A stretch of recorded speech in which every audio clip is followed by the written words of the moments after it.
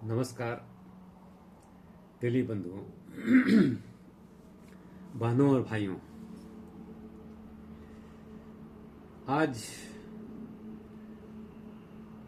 मुझे थोड़ी दूसरे एक टॉपिक पर आप लोगों के सामने वीडियो बनाने की इच्छा हुई।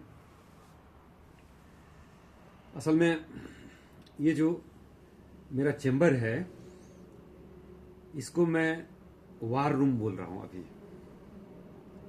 ये हमारा जो तहलीक ऐतिहासिक भव्य अंतर्राष्ट्रीय सम्मेलन करने जा रहे हैं,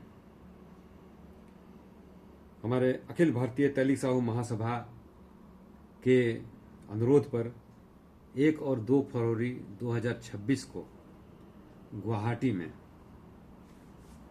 तो इसके लिए हमें बहुत काम करने की जरूरत है, क्योंकि हम बिल्कुल नए संगठन हैं। कई जैसे छत्तीसगढ़ के संगठन हो गए, बिहार के संगठन हो गए, मध्य प्रदेश के संगठन हो गए, राजस्थान के संगठन हो गए, यहाँ तक कि केरल के संगठन हो गए। ये सारे संगठन बहुत पुराने संगठन हैं, 60 वर्ष 70 वर्ष 80 वर्ष पुराने संगठन हैं, और ये बहुत आगे निकले हुए हैं। हम उनका मुकाबला नहीं कर सकते। वो हमें राह दिखाने वाले हैं, हम उनके रास्ते पर चल सकते हैं। तो क्योंकि हमारा संगठन बहुत नया है, और ये जो आप देख रहे हैं असम प्रदेश तहलीक साहू महासभा, असम प्रदेश तहलीक साहू महासभा, ये बिल्कुल नया संगठन है असम के लिए। असम में हमारे तेली की संख्या भी बहुत कम है, बहुत ही कम है। हम लोग वैसे सरकार को 3 लाख बोल रहे हैं, लेकिन 3 लाख नहीं होंगे, बहुत कम ही होंगे। और उनमें से भी ज़्यादातर जो संख्या है वो है हमारे छत्तीसगढ़ से आए हुए भाइयों की, जिनको अंग्रेजों ने चाय बागान का जब खेती किया उस समय में उनको बुलाया मजदूर के रूप में। कुछ लोगों को मजदूर के रूप में, कुछ लोगों को मजदूर के सरदार के रूप में, इस तरह से बुलाया गया। और कुछ तेलियों को वहाँ जो मजदूरों के लिए मंदिर वगैरह बनाए गए, उनमें तेल वगैरह, दीपक जलाने का, तेल देने के बाद, ये सारी बातों के लिए छत्तीसगढ़ से बुलाए गए। तो हमारा जो चाय आजकल टी गार्डन बोलते हैं, टी गार्डन या एक्स टी गार्डन, तो ये लोग जो है ना, ये लोग हमारे तेली बंधु बड़ी संख्या में हैं और बड़े सशक्त हैं। इनमें बड़ी एकता भी है। लेकिन बाकी जो हमारे तेली बंधु हैं वो अपने छोटे मोटे व्यवसाय वगैरह करते हैं, ज़्यादातर 90% 95% तक। कुछ मेरे जैसे लोग हैं जो व्यवसाय से निकल करके कहीं दूसरे रास्ते में चले गए। तो हमारी संख्या बहुत कम है। और जो व्यवसाय करते हैं वो सुबह से लेकर रात तक व्यवसाय में ही लगे रहते हैं। उनके पास फुर्सत नहीं है, 5 मिनट की फुर्सत नहीं है। खाने भी शायद वो नहीं जा पाते होंगे, जैसे तैसे खाते होंगे। ऐसी स्थिति हो जाती है, क्योंकि व्यवसाय में कंपटीशन भी होता है ना। उनका बगल वाला दुकानदार है, पता चला कि वो अपना दुकान 5 मिनट के लिए भी बंद किए, तो बगल वाला दुकानदार जो है वो उनका ग्राहक 2-4 उठा के ले गया। तो ऐसी परिस्थिति में हमारे तेली भाइयों की यहाँ पर उपाय नहीं है, और वो अपने समाज से कटे हुए हैं। हम अगर उनको जोड़ने भी जाते हैं ना, तो वो बड़े संदेह की नज़र से हमको देखते हैं कि भाई कहीं कोई एनफोर्समेंट ऑफिसर वगैरह कोई आ गया क्या, कोई हमारे ऊपर रेड डालने वाला आ गया क्या, कोई हमको जेल में तो नहीं लेके जाएगा। बहुत तरह की शंकाएं उनके मन में रहती हैं। और क्योंकि वो अकेले अकेले हो गए हैं ना, तो वो बड़े डरपोक भी हैं।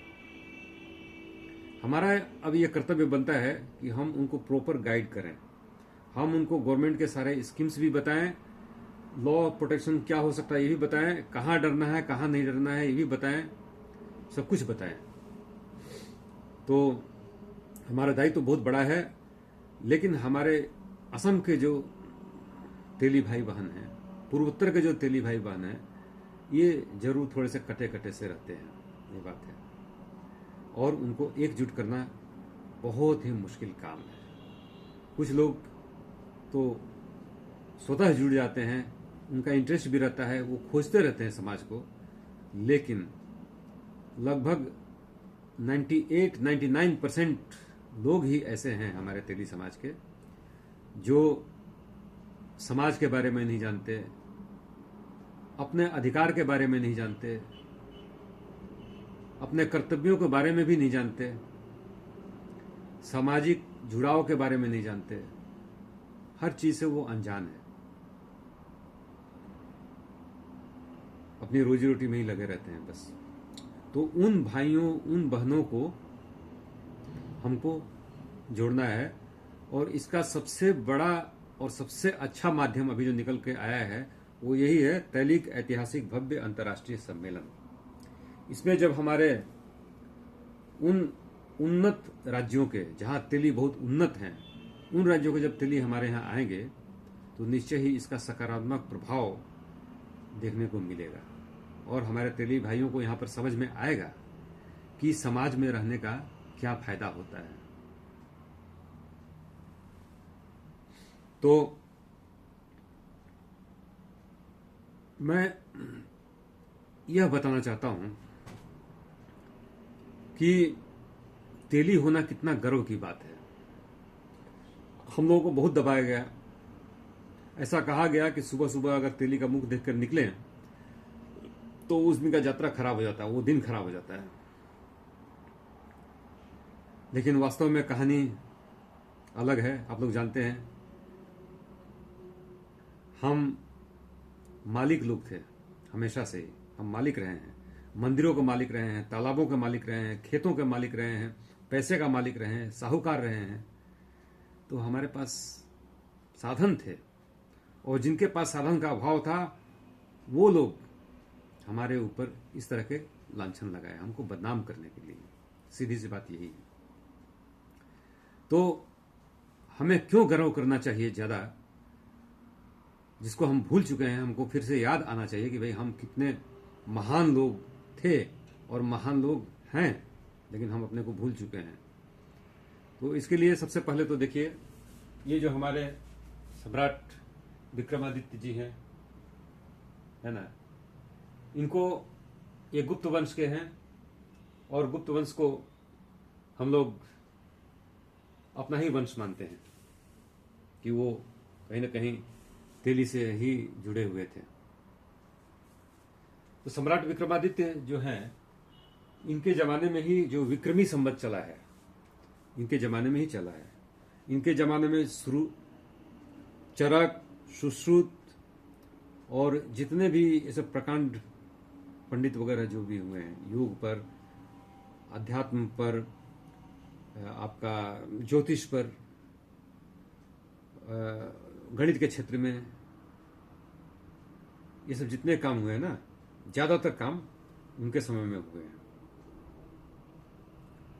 तो विक्रमी संवत उनके समय से चला है, और विक्रमी संवत बहुत सटीक जानकारी देता है तारों के बारे में, नक्षत्रों के बारे में, आपके ये जो सूर्य और चंद्रमा का जो चलन है इसके बारे में, पृथ्वी के चलन के बारे में सटीक जानकारी देता है, कब क्या होता है, और इसके आधार पर ही हमारे पर्व त्योहार मनाए जाते हैं। ये तो हो गए सम्राट विक्रमादित्य। दूसरे हो गए भामाशाह। ये भामाशाह हैं, तो इनके बारे में सभी लोग जानते हैं कि महाराणा प्रताप को इन्होंने अपनी सारी संपत्ति दान कर दी थी, और इतनी संपत्ति दान की कि 20 वर्षों तक महाराणा प्रताप के पूरी सेना आराम से खा पी कर रह सकती थी, इतनी संपत्ति दान की इन्होंने। तो ये हमारे लिए बहुत ही गर्व की बात है। हम कितने मतलब दान देने वाले लोग थे, क्या कहते हैं उसको, उदार लोग थे, कह सकते हैं उदार, बहुत ही उदार लोग थे, उदार हृदय के लोग थे हम लोग। फिर उसके बाद है ये संत जगनाडे। संत जगनाडे जी ये महाराष्ट्र के बहुत बड़े संत हुए। इनके नाम पर डाक टिकट भी भारत सरकार ने जारी किया था। तो ये बड़े संत रहे। फिर उसके बाद ये है बाबा गोरखनाथ जी। बाबा गोरखनाथ जी आप लोग जानते ही हैं, ये तेली समाज से हैं, और इन्होंने गोरखपुर में अपने मठ पीठ स्थापित की, जहाँ से ये जो है नाथ योगी संप्रदाय के लोग निकले हैं, ऐसा माना जाता है। हमारे उत्तर प्रदेश के जो मुख्यमंत्री जी हैं, माननीय आदरणीय आदित्यनाथ योगी जी, वो भी इसी बाबा गोरखनाथ के मठ के उनको क्या बोलते हैं, मठाधिकारी हैं, है ना। सबसे बड़े वही हैं इस मठ के। मीनाक्षी मंदिर मदुरई में, ये आपका बहुत बड़ा मंदिर है। 4 इसके मीनार हैं, उसको क्या बोलते हैं, कुछ मैं भूल रहा हूँ, जो भी हो, गुंबद नहीं,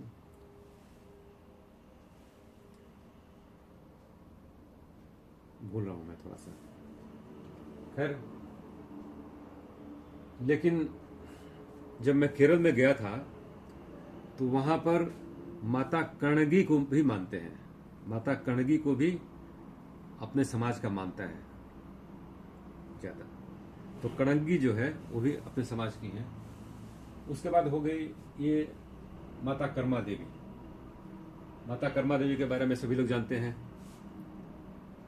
कि उनका जन्म झांसी में हुआ था, फिर नरवर के राज्य में उनका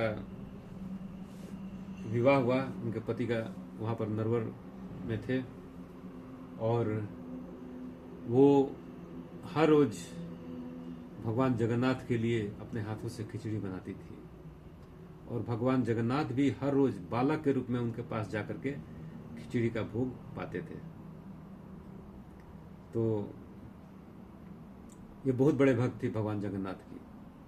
और आज जगन्नाथपुरी उड़ीसा में जो वहाँ पर प्रथम भोग खिचड़ी का ही लगाया जाता है, वो माता कर्मा देवी का है। और खूबी यह है कि माता कर्मा देवी को अपनी कुल देवी या आराध्य देवी के रूप में हमारे जो जाट भाई हैं वो लोग भी मानते हैं, और हम में से ही जो राठौर हैं वो लोग भी अलग से इनकी बहन धर्मा देवी को वो लोग बहुत पूजते हैं। उनको भी पूजते हैं, इनको भी पूजते हैं। तो ये हो गई। और फिर उसके बाद ग्वालियर तिली मंदिर, ये है ग्वालियर तिली मंदिर।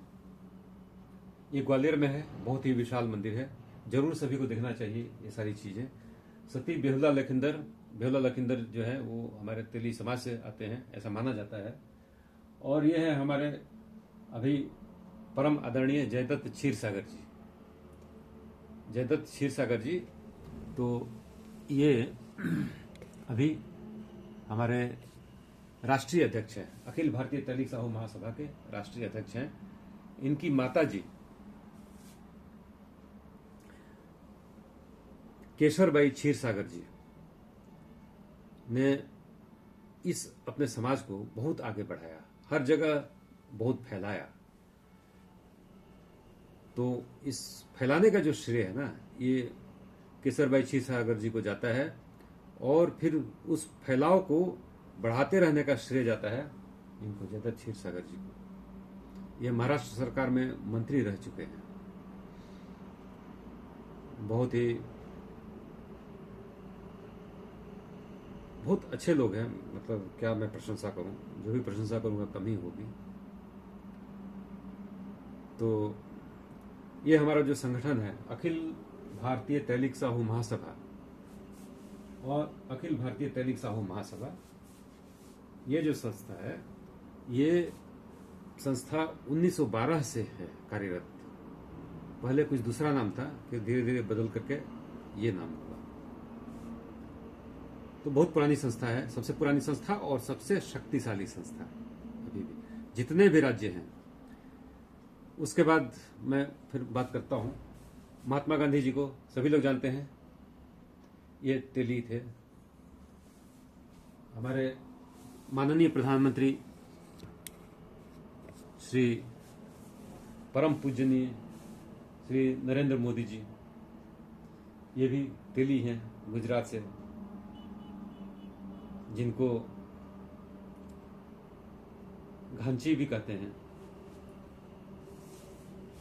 वहां पर सारे कोल्हू वाले काम, कोल्हू से तेल निकालना, इत्र निकालना, जो भी निकालना, लेकिन कोल्हू से ये सब काम होते थे। तो सारे हम तेली ही।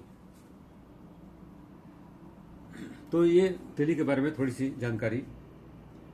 और हमारा जो तेली जो संगठन है, यह मध्य प्रदेश में मध्य प्रदेश तैलिक साहू सभा, बिहार में बिहार तैलिक साहू सभा, छत्तीसगढ़ में छत्तीसगढ़ प्रदेश साहू संघ,